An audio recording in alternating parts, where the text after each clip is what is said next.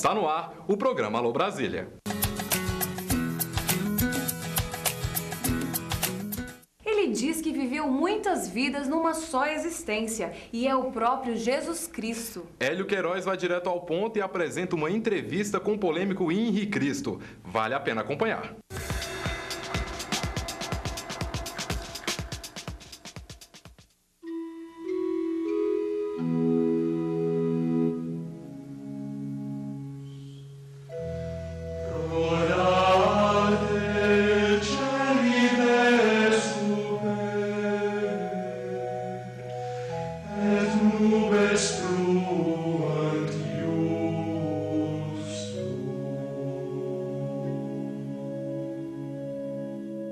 Alô Brasília, bom dia, um bom domingo a todos e tenham uma excelente tarde de domingo.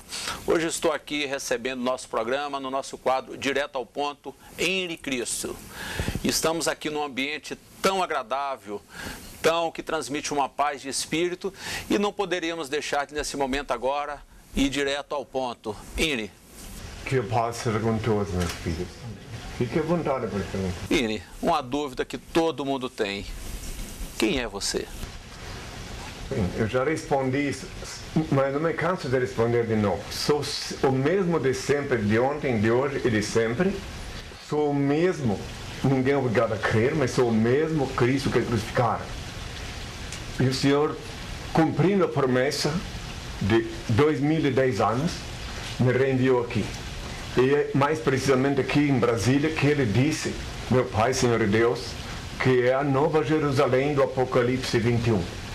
Quem quiser crer, creia. Ninguém é obrigado a crer. Mas desde que eu estive aqui a primeira vez em 1980, o Senhor me fez essa revelação e disse que aqui seria sediado o reino dele. E agora, inclusive quando da fundação da SUST, colocaram lá no Estatuto, em 82, que a sede seria transferida definitivamente para Brasília, a Nova Jerusalém. Está lá no Estatuto. Você acredita que Brasília é a Nova Jerusalém? É uma questão, no meu caso, não é uma questão de crença, sim uma questão de consciência, que o Senhor me revelou. E eu tenho plena convicção das coisas que o Senhor fala. Eu sei distinguir as coisas que Ele fala, que quando é Ele que fala, ou quando alguém fala comigo. Então Ele disse, eu abri a janela do hotel, lá no centro, a primeira vez, foi em fevereiro de 80, abri a janela. Quando eu olhei assim, ele disse, eis que aqui é a Nova Jerusalém. Ninguém é obrigado a crer. Eu disse já naquela época que aqui é a Nova Jerusalém, para aqueles que estiveram comigo.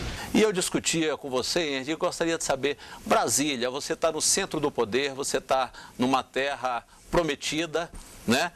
E só que a nossa cidade está passando um momento muito triste. Nossa cidade, um momento de descrença, um momento que até das pessoas zombarem de quem mora aqui em Brasília. O que você diria para a gente agora desse momento político que Brasília está passando? Eu sou testemunha ocular desse momento, que estou vivendo aqui mais de 4 anos, né? A sede da SUS está aqui já mais de 4 anos, então eu assisti tudo pessoalmente. E quando eu viajo para fora de Brasília, lá no sul, onde quer que eu esteja, eles dizem, você está morando lá em Brasília? E justamente, Brasília é a Nova Jerusalém do Apocalipse 21, e Brasília, você tem que enxergar Brasília, eu sempre digo isso lá no sul, como uma capital mística, a capital mística do mundo, e que Brasília tem duas faces. Brasília, como todos os rostos têm duas faces, no caso do humano dividido pelo nariz, Brasília tem a face política e tem a face mística. Então a face política, porque ela, afinal de contas, alberga a capital da República do Brasil, hein? Então aqui, se vocês observarem melhor, a corrupção que existe aqui, que vem aqui, não é daqui, ela vem de fora, porque Brasília recebe aqui os políticos de todo o país. Então, se vocês observarem bem, analisarem bem o perfil, a origem de cada um envolvido na chamada famigerada ficha suja, percebei bem que não é necessariamente daqui de Brasília. As coisas mais absurdas que podeis observar, Eu tenho testemunhado pessoalmente e conheço a maioria dos envolvidos, conheço assim que eu digo pela mídia, que é envolvido nessa coisa. Então o problema todo é o equívoco que as pessoas fazem ao dizer tudo é lá em Brasília. Sim, Brasília é a capital da República. Antigamente era o Rio de Janeiro. Então quer dizer que todas as coisas horrorosas que aconteceram no Rio de Janeiro, o Rio de Janeiro era culpado. Por exemplo, quando Getúlio Vargas mandou a mulher daquele político para o campo de concentração, o Rio de Janeiro era culpado? Não, Getúlio Vargas nem era carioca, era gaúcho. Entende? Então não dá para culpar a cidade pelas coisas que acontecem protagonizadas por pessoas vindas de outras plagas, de outros rincões do Brasil. No próximo bloco, nós vamos estar perguntando a Henri Cristo tudo aquilo que você quis perguntar, mas nunca foi direto ao ponto. Atenção servidores públicos, forças armadas, pensionistas e aposentados do INSS. Empréstimo é coisa séria. Conheça a Cred VIP. Segurança e credibilidade. Somos correspondentes autorizados de vários... Estamos aqui continuando a nossa entrevista com Henri Cristo, num ambiente espetacular que transmite uma paz de espírito muito grande. Henri, eu vou te fazer uma pergunta que naturalmente, às vezes as pessoas sempre quis perguntar, mas não teve coragem. Você é louco? Para ser bem claro, em primeiro tem que esclarecer o que quer dizer loucura. Sou louco, sim, de amor pela humanidade. Minha loucura é o amor. Porque se não fosse, não estaria me expondo com a mesma indumentária, por ordem de meu pai, à mercê do achincalhe. Sujeito, me imagina, quando chego no aeroporto, numa estação de trem, eu percorri a América Latina toda assim vestida, eu não tenho outra vestimenta. Então é óbvio que aos olhos do ignorante, da pessoa que não conhece minha biografia, o meu passado, a minha infância, porque eu nasci Cristo, né? Ou melhor, nasci filho do homem, e Deus me ungiu Cristo em Santiago do Chile em 79. Agora, o que é a loucura?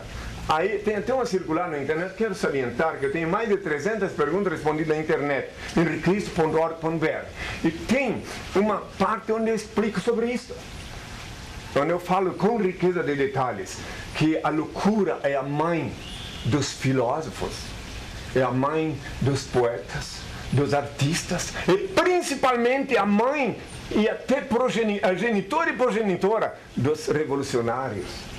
É madrinha também, a loucura. Porque a diferença entre a loucura e a demência, porque a demência é uma deficiência neuronial, que ela está catalogada junto com as outras etiquetas dos estudiosos da mente humana, como esquizofrenia, paranoia, etc, etc, etc. Quando eu pratiquei o ato libertário em Belém do Pará, eu tive a ocasião de ser examinado oficialmente por uma junta psiquiátrica, oficialmente nomeado pelo juiz, porque eu fui preso em Belém do Pará, como a internet está ali mostrando todas as fotos da minha prisão e da minha vida carcerária. E lá em Belém do Pará, o doutor Nerival Barros, que presidiu a junta psiquiátrica, disse que nas perspectivas mais otimistas, ele poderia dar um laudo sobre mim no dia do juízo final, ele disse.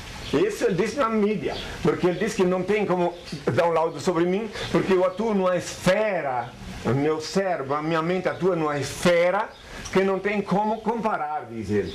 É as palavras dele, de acordo com o que ele disse para o jornalista na época. Olha, você que está nos assistindo e está pensando em casar, você já viu que tem a nova modalidade, poder casar via internet, né? A bênção, ela pode ser dada, Henri, mesmo que a pessoa esteja em outro estado. Ele também pode ser abençoado, ou ele tem que estar em corpo presente? Vou dar um exemplo, no que consiste a bênção. Olha bem, como é que a bênção que fez o pai, né? Diferente, porque eu não digo na hora da bênção, até que a morte os separe. Isso já é uma ave de mau agouro. O que eu digo na hora da bênção? Porque imagina, tu está casando, escolheu, aí também não pergunta se quer casar com ele. Eles estão ali, se querem, se juntaram. Então prestai atenção no que eu digo para os nubentes. Em nome de meu Pai, em meu nome e do Espírito Santo, eu vos abençoo, para que unidos no amor, em harmonioso complemento recíproco, permaneçais juntos para sempre, e que a paz reine entre vós e vossos descendentes. Pronto, meus filhos, não precisa foguete, tapete vermelho, nada. As pessoas ficam felizes depois. O que o Henri acha do casamento e do sexo? O casamento, se for falar bem claro, o casamento formal, de um lado ele é necessário porque às vezes um casal vai viver muito tempo junto a um patrimônio, a parte material, né? Então eles têm que ter os direitos deles garantidos, essa coisa toda, certo? Mas se fosse bom mesmo o casamento, esse casamento formal, não precisaria de testemunha. Por que tem que ter testemunha? Porque é um laço de chantagem que se você não ficar junto, eu estou falando do casamento formal, esse casamento que vai lá no cartório, essa coisa toda, comunhão de bens, separação de bens, ou comunhão parcial de bens. Então é necessário sim na sociedade contemporânea, eu sou consciente da necessidade, porque senão haverá injustiça, o cônjuge morre e a viúva fica sem os bens, porque a família vai herdar, coisa assim. Então eu sei, compreendo hoje em dia, apesar que hoje em dia tem a lei do concubinato que sobrepuja o casamento.